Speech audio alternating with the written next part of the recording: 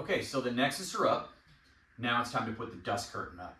The opening here is roughly 60 inches. And what I'm going to show you first on the dust curtain is how to build the box beam. That's what's going to give us the rigidity between these two pieces. So let's go ahead and start with that. First of all, you're going to have this little bag in here with your UDC and decon chamber.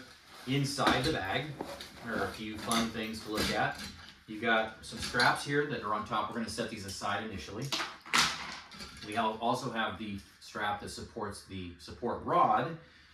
And then we have these, which is what those straps connect to. This will all make more sense as we progress. I'm going to set these aside. Now we're going to open up the dust curtain itself.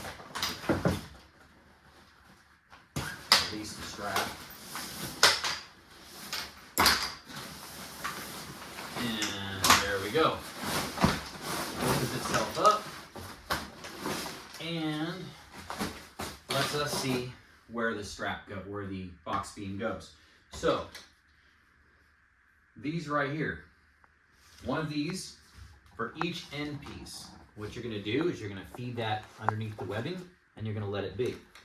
You're going to take this second one, go to the other end, and do the same thing.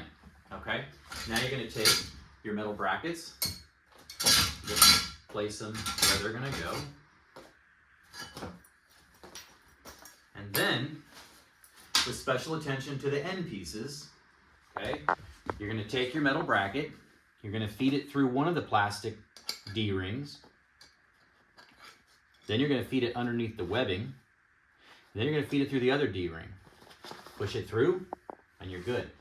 On the three middle ones, just feed it through the webbing, and then on the end, the same thing. Once again, go through the plastic D-ring, the webbing, the next D-ring, and place it. Now, we just put the box beam together. I like to start in the middle. You just bring it together and snap it. Do that 4 more times.